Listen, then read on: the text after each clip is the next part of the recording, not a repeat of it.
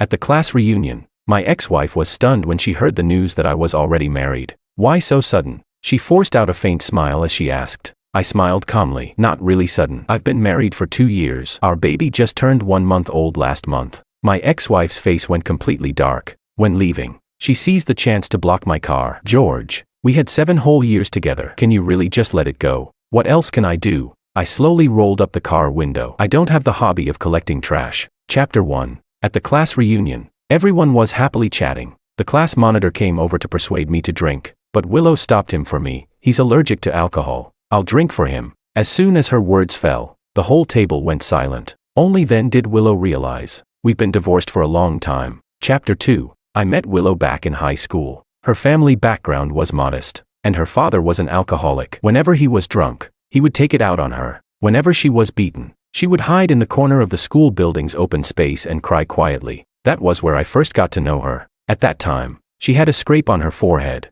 and I handed her a band-aid. She smiled and said thank you, but tears were already breaking through. From then on, we started to have contact. She gradually became more cheerful. Sometimes, we would meet at that open space, talk for a while, or review schoolwork together. I carefully held her hand, and she didn't resist. Instead, she squeezed back tightly. I asked her if she had decided which university to apply for. She said, wherever I studied, she would apply there too. During that period, she always carried a smile, but not long after, I heard the news that Willow had dropped out of school. I went to look for her, but she had already moved away, leaving no message behind. The next time we met was at university. She was working at the convenience store across from campus. I recognized her at first glance.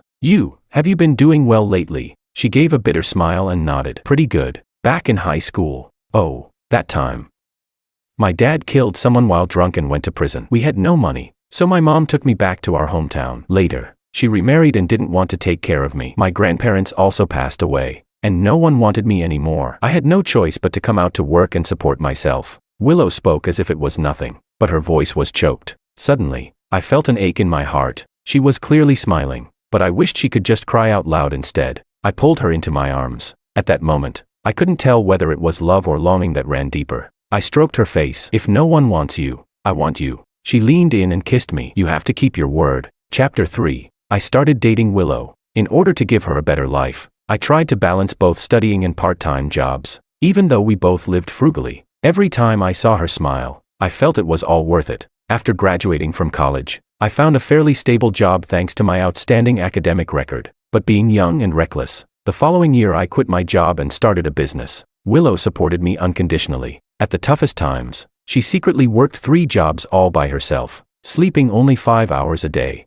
3 years later, the company finally took off. I excitedly lifted Willow up and spun her around. She buried her face in my neck, smiling. I knew it. You could do it. She acknowledged my ability, yet never once mentioned her sacrifices and companionship. Back then, I thought to myself, I want to treat her well for the rest of my life, and make her forever happy. That very night, I proposed to her. She shyly nodded, allowing me to slip the ring onto her finger. I kissed her softly, while she panted and whispered to me, George, I want to give myself to you. The dim night lights blurred, and amidst our closeness, she called my name over and over. The moon hid and reappeared among the clouds, as she pressed a reverent kiss on my forehead. George, thank you. Thank me for what? Thank you for loving me. For someone as insignificant as me, thank you for loving me. Chapter 4. After marrying Willow, since her education level wasn't high, she simply became a full-time housewife. But I knew she longed for a broader world. She loved painting, and back in high school, she often practiced in the open space on campus.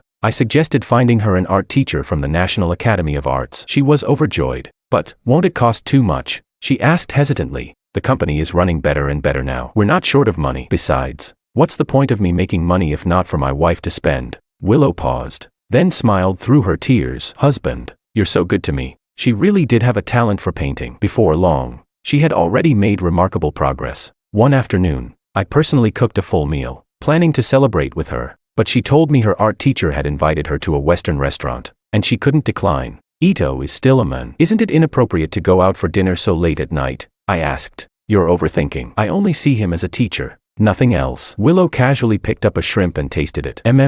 Delicious. Honey, your cooking is amazing. Even better than the restaurants. How about this? Wait for me to come back, and then the two of us can celebrate privately. Okay. She kissed me on the right cheek, and before I could reply, She hurriedly changed shoes and went out. I sat in the chair, waiting and waiting. When the dishes went cold, I reheated them. When the wine was gone, I opened another bottle, but the whole night passed, and Willow never came back. The next day, she finally returned home slowly. "Where were you last night?" I asked. My eyes ringed with dark bruises from lack of sleep. She was startled, patted her chest, and steadied herself before answering. "Last night I drank a little with my teacher, got a bit tipsy, then happened to run into a friend. I just stayed over at her place." "A friend? What friend?" "Someone I met at the art exhibition." "Oh, come on. It was just one night. Why are you interrogating me like a criminal?" She said this while walking toward the bathroom, claiming she wanted a shower. Turning her head, she noticed the table full of dishes and asked in surprise, "Why didn't you eat the food you cooked last night?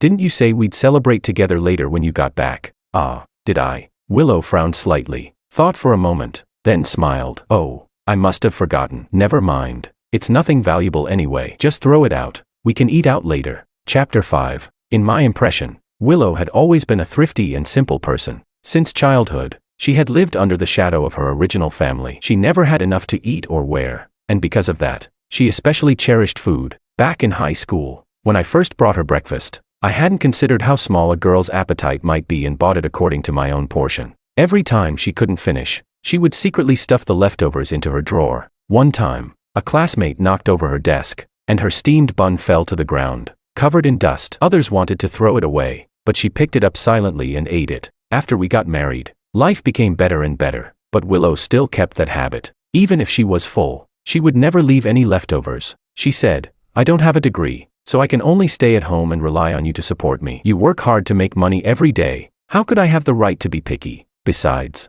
I don't think it's bad. The ones who waste are the ones who truly lack manners." But later, she changed. When we went out to eat and couldn't finish, if I asked to pack up the leftovers, she said it was embarrassing. Whenever we went shopping, she would buy piles of food to fill the fridge, but a few days later, she would lose interest, never touch it, throw it out, and then buy more. When she bought bags, they had to be luxury brands. After carrying them once, she would give them away. When she bought clothes, they had to be high fashion. After wearing them once, she stuffed them into the closet until they grew mold. Several times, I reminded her, but she would say, "Now is different from the past. Back then, we didn't have the means, but now that we had money, why bother saving?"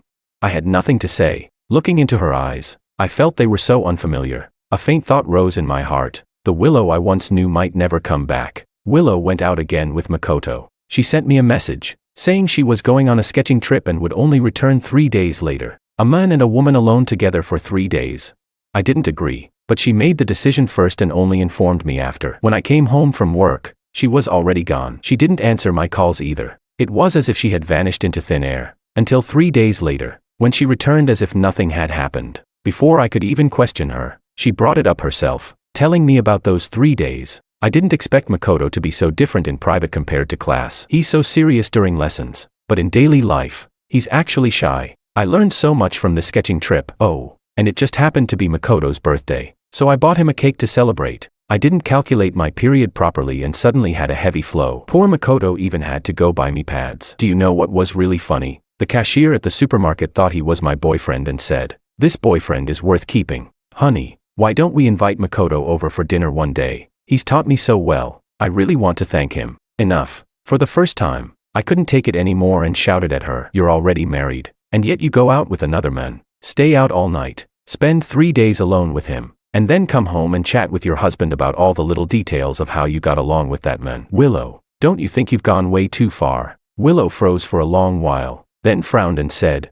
"George, what's happened to you? What do you mean? You used to respect me, but now you've become so controlling." "Yes, I'm your wife, but I'm also myself. I have the right to interact with other people. Isn't that my freedom?" No, she completely misunderstood what I meant. "I'm not trying to restrict your freedom, but as a married woman, shouldn't you at least keep some distance from other men? So you think I'm going to cheat?" Willow looked at me in disbelief. "George, is that what I am in your heart?" The more she spoke, the angrier she became. She even grabbed our wedding photo and smashed it to the ground. A filthy heart sees filth in everything. Willow slammed the door and left. She had only just come back, and we had seen each other for less than an hour. I looked at the shattered wedding photo on the ground, my heart aching bitterly. It wasn't until evening that Willow returned. When she saw me, she was still upset. Without saying a word, she went to shower, then lay in bed scrolling on her phone. What kind of married couple holds a grudge overnight?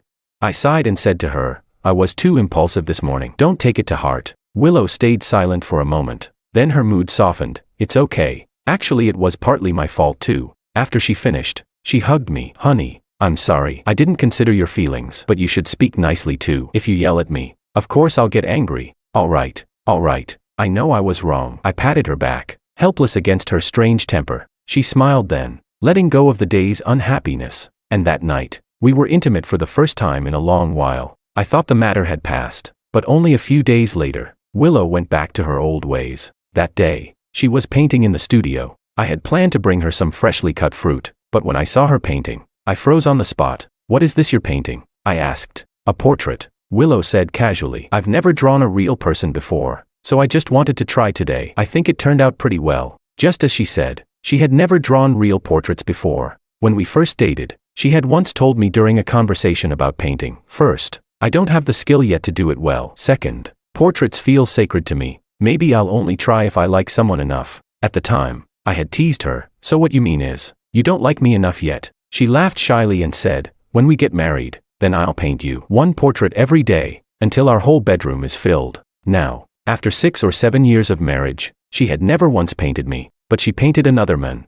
She painted a nude portrait of Makoto. Chapter 6. Willow, are you crazy? What's wrong? Willow asked in confusion. Why are you suddenly losing your temper for no reason? You painted a nude portrait of Makoto. It's just art. Aren't you being too sensitive? Willow tapped her brush on Makoto's abs, adding a mole. Nudes are common in fine arts. What's the big deal? You just haven't seen enough of the world. Of all people to draw. Why him? Why can't I draw him? He's my teacher. I respect him, so I painted him. Isn't that allowed? Her words left me speechless, but what she truly thought deep down, only she knew. I knocked her painting to the floor. From now on, no portraits of Makoto are allowed in this house. I'll find you another teacher. You cut ties with him completely. Otherwise, we're done. George, are you serious? Willow exploded in anger. She picked up the painting as if it were a treasure, glaring at me viciously. You don't understand anything. Honestly, I don't even know why I ever fell for someone like you. Once again, Willow stormed out of the house. She didn't even take her clothes, only that painting. I had no idea where she went. Just like last time, she vanished without a trace, unreachable, like she had evaporated from the world. A week later, Willow returned. She obeyed my demand, changed her teacher, and cut contact with Makoto. But she also stopped speaking to me. Willow was determined to fight me with silence. She refused to eat the meals I cooked. When I tried to make conversation, she ignored me. At night, when I wanted to be close to her, she turned me away. In a full 24 hours, the only replies I got from her were, oh, and This state lasted half a month. One day, I was about to leave on a business trip. Before I left, she still didn't say a word. I hugged her, but she pushed me away. I sighed helplessly. When I come back, I'll bring you that perfume you like best. Stay safe at home. With that, I left. During those days away, even though I was in another city, I thought of her constantly. When I finally got through it and rushed home, eager to surprise her, the scene before my eyes left me utterly speechless with shock. Chapter 7. The studio door was half open. Inside, Willow was completely naked, posing as a model for Makoto's new painting. In an instant, I felt my entire body surge with blood and rage. I shoved the door open and shouted at them, "What the hell are you doing?" Willow panicked when she saw me, hurriedly pulling on her clothes. "I'm just modeling for Makoto. Don't get the wrong idea. It's all for art." "Yes, Mr. Wong, I think you should understand." "Right," Makoto added on the side. Before, it was Willow painting Makoto's nude. Now it was the other way around, Makoto painting Willow's nude. Was it really art, or just an excuse for flirtation under the cloak of art? Understand your damn mother. I swung my fist straight at Makoto's face. He hadn't expected me to actually hit him, and with no chance to defend, he fell hard to the ground. Seeing this, Willow immediately rushed to shield him. "George, what are you doing? Have you lost your mind? Move." I pushed Willow aside, ready to land a few more punches, but she refused to let me, throwing herself on top of Makoto, as if I were the villain tearing apart star-crossed lovers. "You're siding with him against me?" I asked bitterly. Willow glared at me angrily. "So what if I am?" "George, I'm warning you, if you dare lay another hand on Makoto, I'll divorce you. See, that's my dear wife. She would rather defend another man, even threaten divorce for his sake." "All right then, very well. Since you're so eager to divorce me, then let's do it." Numb with despair, I threw them both out of the house. Then I picked up our wedding photo, and that very day, I went through with the divorce procedures. At the moment of parting, Willow looked at me coldly. "George, I do appreciate everything you've done for me, but I can't accept a husband who is petty and unable to tell right from wrong. You're simply not the right man for me. Maybe we were a mistake from the start, petty and blind to right and wrong. I laughed bitterly. Yes, it really was a mistake from the very beginning. Chapter 8. Back to the present. Coming back to her senses, Willow awkwardly put down the wine glass and withdrew her hand. Yes, Willow's right. Look at me. I totally forgot, it's been so long since we last met. The class monitor stepped in to smooth things over. George, I'm sorry, my bad. It's fine. I smiled and nodded. It's not that serious. I can still drink a little beer. Willow stayed silent by my side. After a few rounds of chatting, David brought up my wife. Oh right, why didn't Anna come? Today the maternity nanny had the day off. She's at home with my mom, taking care of the baby. Anna. Willow caught the unfamiliar name and couldn't help but ask in confusion. Ah, maybe you don't know yet. George is married now. Willow froze instantly. It took her a long while before she finally forced out a faint smile and asked me, why so sudden? Not really sudden. I've been married 2 years already. Our baby just turned 1 month old last month. Throughout the whole gathering, Willow absent-mindedly sipped her drink without saying a word. When it finally ended, she stopped me. Have you been doing well these past few years? Not bad. And you, Anne? Anna. How did you meet? Through a blind date. Oh. Through a blind date. Willow visibly let out a sigh of relief. Makes sense. Once you reach the age, even if you don't like it, you still have to settle down. You're wrong. What do you mean? Willow looked at me puzzled. I smiled lightly. It's not about just making do. I really like my wife. Willow froze in place. If there's nothing else, I'll be going now. I ignored her and got in my car. Just as I started the engine and pulled out of the parking spot, she rushed after me. George, let's talk. Talk? About what? Talk about how she ran off with Makoto, only to be abandoned by him in less than 2 years. Or talk about how she wants to come crawling back to me now, hoping to rekindle what we once had. I looked at her calmly. I don't think we have anything to talk about. Just as I was about to step on the gas, she cried out anxiously, George, we had 7 whole years together, can you really just let it all go? What else can I do? I slowly rolled up the window. I don't have the hobby of collecting trash. Chapter 9. When I got home, my wife was waiting for me. Welcome back. Anna smiled gently, helping me take off my coat. I sent Mom to bed first. The baby is still fussing. You've worked hard. I kissed Anna on the forehead, then went into the room to see our little one. The moment my son saw me, he burst into giggles. I pinched his cheek playfully. So you're the one keeping Mommy awake. Huh. Lucas must have missed you. Look, the moment he sees you, he's all smiles. Just now he was whining. Anna gazed at him with tender eyes and smiled. This age is exhausting. I held my son in my arms, soothing him to sleep. Then I told Anna to rest while she went to ladle me a bowl of fish soup she had kept warm. So the two of us sat at the dining table, sipping fish soup, chatting about the little funny things that had happened today. I don't know when it started, but in the quiet of late nights, sitting face to face and talking like this had become a habit between us. She'd talk about going to the supermarket and stumbling into a buy one get one deal. I'd talk about how my coworkers teased me at the office for having the world's happiest lunchbox because Anna had packed it. Small, trivial things, yet when spoken by someone you love, they became endlessly amusing. This was something I never had with Willow. She would only complain that I was too wordy, too childish. Now that I think about it, those were all just excuses. Someone who truly loves you would never think you're annoying. Never mind if you're wordy or childish. Even if she just told you about grocery shopping at the market, you'd still find it adorable. George, let's go on a date tomorrow. Anna looked at me with bright, expectant eyes, smiling sweetly. Since Lucas was born, we haven't gone out just the two of us. Mom already said she'll help take care of him for a day. She was right. It had been far too long since we had our own little world. I ruffled her hair and agreed. Okay. Chapter 10. The next day, Anna and I tidied ourselves up and went out together.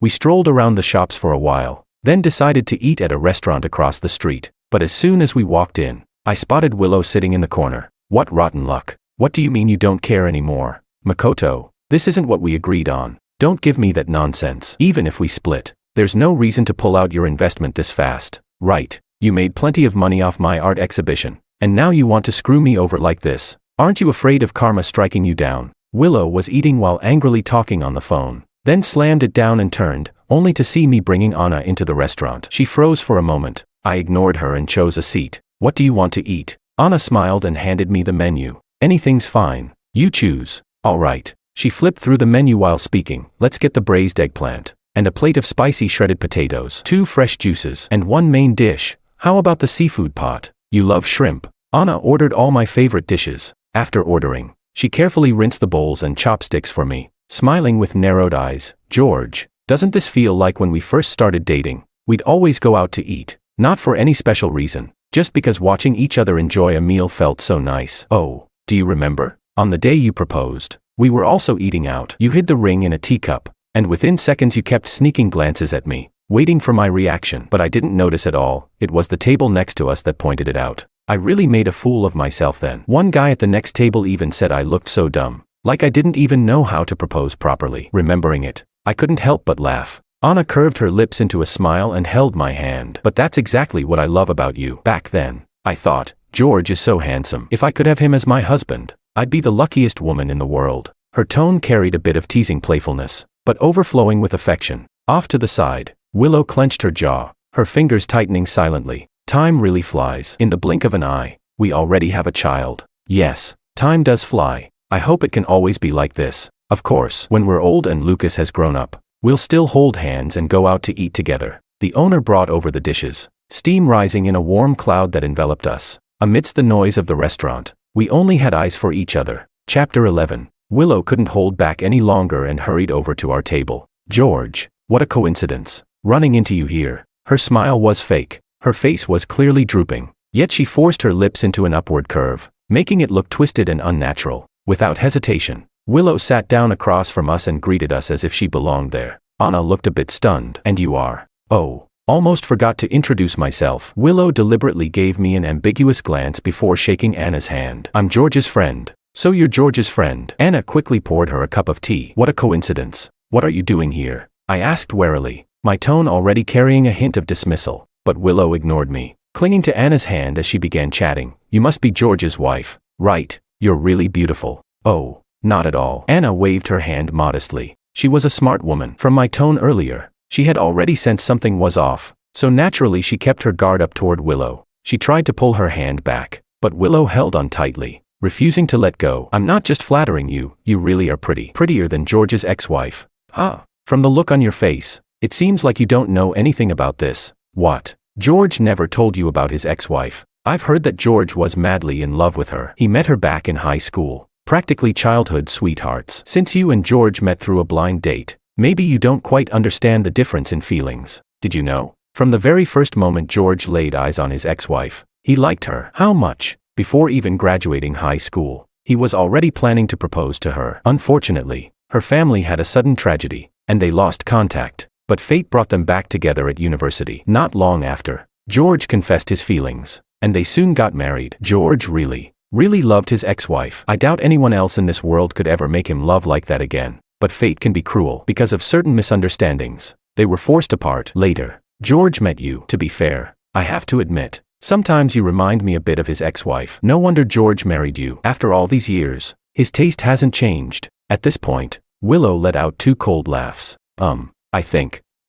Anna pressed her lips together, trying to end the conversation, but Willow refused to let her. Her grip only tightened, squeezing so hard it left red marks. Only then did Willow speak faintly. I am his ex-wife. Chapter 12. Anna froze in shock. Willow, that's enough. I raised my voice in warning, but she had no intention of stopping. Your name is Anna, right? I don't mean to compare myself with you, but even if I did, you could never compare to me. You're just a housewife now, while I have my own career. Besides, you just gave birth. Your body is still recovering, but I'm different. I'm slimmer, more beautiful. I'm far more suited for George than you are. Miss Willow, I think we need to talk. I understand exactly how you feel right now. You just want to beg me to leave George. Willow cut Anna off sharply, not giving her the slightest chance to speak. But sorry, you don't even have the right to beg me. If we're talking about who came first, you're the mistress, not me. Anna, you've stolen my husband and taken his love, but all of this was supposed to be mine. You're nothing more than my substitute. Do you understand? George doesn't truly love you. Would he ever book out an entire art exhibition just for you? Would he spend a fortune to buy your paintings just to show support? Would he cancel his work at the company just because you said you wanted to have dinner together? No, right? He's never done any of that for you, but he did for me. That's proof of how much he loved me. I know you two have a child. Don't worry, I'm not heartless. As long as you stop clinging to George, I'll reluctantly take in your son. From now on, I'll be his mother. If you want to see him, I can even arrange a nanny's position for you, so you can feed him, but you will never be allowed to acknowledge him as your child. Chapter 13. Willow suddenly rattled off a whole bunch of words, then looked at Anna smugly. But Anna only sighed helplessly. Miss Willow, I think you misunderstood. First of all, George did mention you to me, but I wasn't interested, so I never asked more. And as for the things you said George did for you, he indeed never did them for me, because I'm not in the art industry at all. As for canceling work just to have a meal, I'd like to think I'm rational enough not to make such an unreasonable demand. You said so much, but all you wanted was to warn me to leave George. But now I can tell you clearly, I won't. We are legally married. We have children together,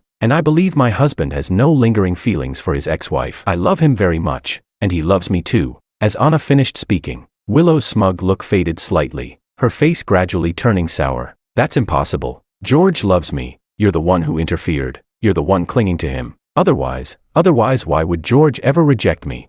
I couldn't stand listening anymore and shot back. Willow, you said all that self-righteously, but don't you feel guilty? You said you loved me, but when we were married, weren't you hooking up with Makoto? Why didn't you say you loved me then? I didn't bother dragging up the past. Yet here you are, throwing away your dignity all by yourself. Aren't you ashamed? And no, that's not it. Willow frowned, flustered, trying to defend herself. The onlookers, who had gathered for the drama like gossip-hungry spectators, all turned their eyes on us. A few students who loved to whisper about other people's business began muttering. I thought it was the wife putting the mistress in her place, but turns out it's the cheating ex-wife making a scene. What a clown move, completely turning the tables upside down. Yeah, when I heard that ex-wife sounding so righteous just now, I almost believed her. Thought she was the victim. Didn't expect she was that kind of trash. Exactly. She cheated first. Then after her husband divorced her and remarried, she's still not okay with it. Must be crazy. Who knows? But she's definitely in the wrong.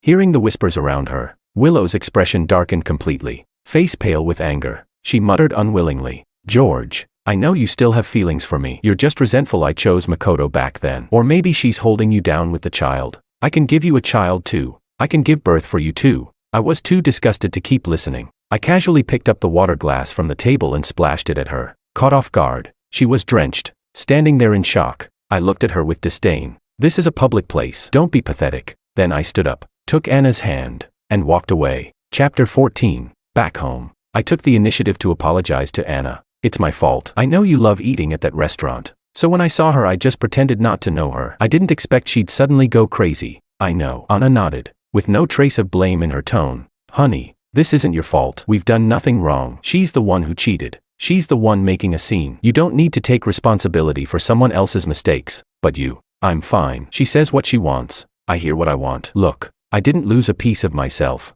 did I? Besides, what she said wasn't true. The more she tries to belittle me, the more it only highlights her own shortcomings. I don't even need to argue. Anyone with eyes can see who's right and who's wrong. I paused. Before, I had only thought of Anna as a gentle wife and devoted mother, but I hadn't realized how strong she was inside. But when she lied, saying I told her I loved her, didn't you ever doubt me? Of course not. When we first started dating, you were upfront with me that you had been married once before. I still chose to marry you. That was my own decision. Since we became husband and wife, we should be understanding of each other, shouldn't we? Besides, I've said it long ago, I trust your character, wife. Thank you. I pulled Anna into my arms. Between husband and wife, what's the point of saying thank you? Anna gently patted my back, comforting me. After that incident, Willow didn't show up again, and our days were relatively peaceful. Just when everyone was starting to forget about her, she suddenly came knocking at our door. Anna was stunned to see Willow when she opened the door. Wife, who is it? I walked over, and when my eyes met hers, my face instantly darkened. What do you want this time? At the very least, I'm your ex-wife. How can you treat me like this? Willow let out a bitter laugh, then handed the exhibition tickets in her hand to Anna. I mean no harm. I just want to invite you both to my art exhibition. We're not interested. I pulled the tickets out of Anna's hand and stuffed them back into Willow's. Just as I was about to close the door, Willow blocked it with her arm and forced it open. It's just an invitation to an art show. Can't you even accept that? George, do you really need to be so heartless? I laughed coldly. You show up harassing me and my wife every other day. The fact I haven't called the police is already me giving you face. Haven't I made myself clear enough? Willow, I already have a wife and child. I don't take trash back into my life. Willow's mouth parted slightly, her expression blank as she stared at me. In your heart, I'm nothing but trash.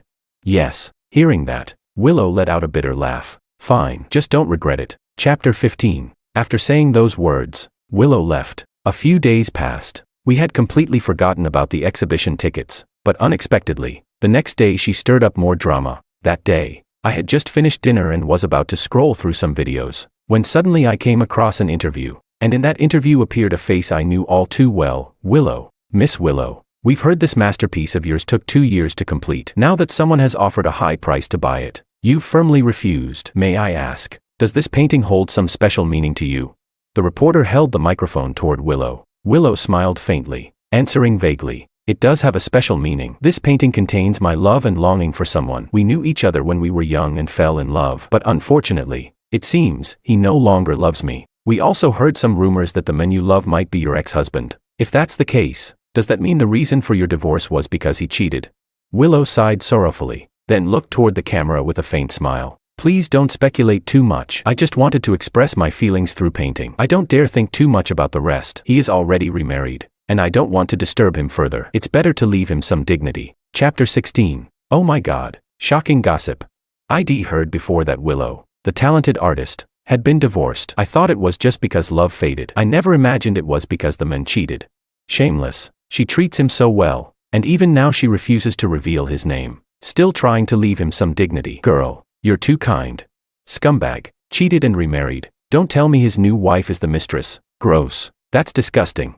This world has gone insane. Even someone as outstanding as Willow gets hurt by a trashman. Men should just all disappear. Women can even have babies without them now. Their only advantage is gone. The comment section exploded, all pointing fingers at me and Anna. In an instant, Willow had turned herself into the victim. My phone rang. It was David. I picked up. George, did you see that video on the headlines? Yeah, I saw it. What the hell?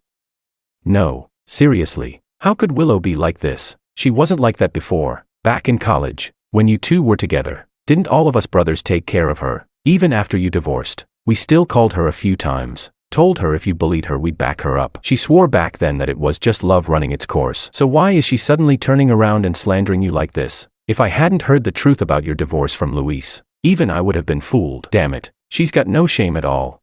George, don't worry. If it really comes down to it, we can record a video and post it online. Explain the whole story. We can testify for you.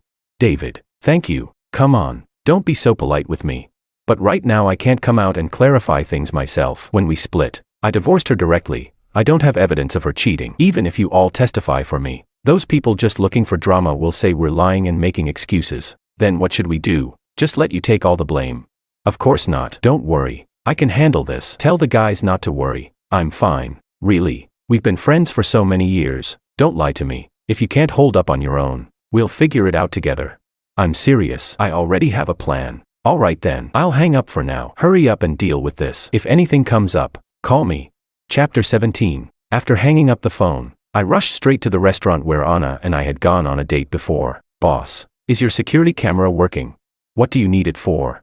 On June 20th, my wife and I came here for dinner, and a woman showed up making trouble. Do you remember? I'm in a bit of a mess right now, and I really need that footage as evidence. Don't worry, I'll pay you for it. The owner, busy in the kitchen, paused for a moment before suddenly realizing, oh, no wonder that woman on the trending news looked so familiar. Yes, exactly, that's her. Sorry to bother you during work, but I really need it. Well, young man, it's not that I don't want to help, but the cameras were broken that week. They just got repaired today. So that's how it is. With Willow twisting the truth and no surveillance footage to clear myself, it looked like a tough battle was ahead. Just as I was worrying, a college girl nearby leaned over. Hey, I heard you asking the boss about the footage. Yes, why? Excited, she grabbed her friend's arm. I was here that day too, and I recorded the whole drama on my phone. Want it? My eyes lit up instantly. Really? Totally real. The girl opened her phone and showed me the video. The footage was complete, from beginning to end, without a single cut. Perfect. I asked her to send me the video and offered payment, but she refused. She only asked me to buy milk tea for her and her friend. After getting their drinks, the two of them left, whispering to each other with a laugh. Now we get to watch the drama unfold again. Once I had the video, I quickly uploaded it online. The internet erupted. Oh my God, what a shocking twist. Willow the beauty has totally fallen from grace. Unbelievable. She cheated, then framed her ex-husband. Poor guy was innocent the whole time. Morally bankrupt. Absolutely shameless. And this kind of person can still be a public figure, holding art exhibitions. What a joke. Willow's reputation collapsed overnight. She was drowned in curses from every corner. She hit the trending list again, but this time, the headline read, Disgraced painter, cheating ex-wife exposed. Chapter 18. overnight. All of her exhibitions were cancelled. She was blacklisted from the art world, and her funding was cut off. Willow panicked. She thought of calling me. George, I was wrong. I lost my mind back then. Please forgive me. All right, let's settle this privately. I'm begging you. First, she cheated. Then after being dumped by her boy toy, she shamelessly came crawling back. Knowing I had remarried, she still refused to give up, even flaunting herself in front of my wife. When I scolded her, she lashed out in humiliation, and later used shady tricks to smear me. Now that she'd been exposed, she suddenly wanted reconciliation.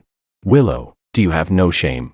I sneered into the phone. Silence followed. That restaurant was where I had first met her. Unwilling to give up, Willow said, I only ended up like this because I loved you too much.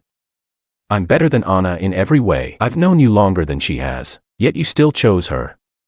George, how cruel you are. You really are unbelievable, I said with a bitter laugh. All you do is insist Anna is beneath you, and claim I don't love you, that I chose her instead, and yet you keep silent about your own cheating. Say something often enough, and you end up believing your own lies, don't you? Stop making excuses for your betrayal. You brought this upon yourself. You deserve to be despised for the rest of your life.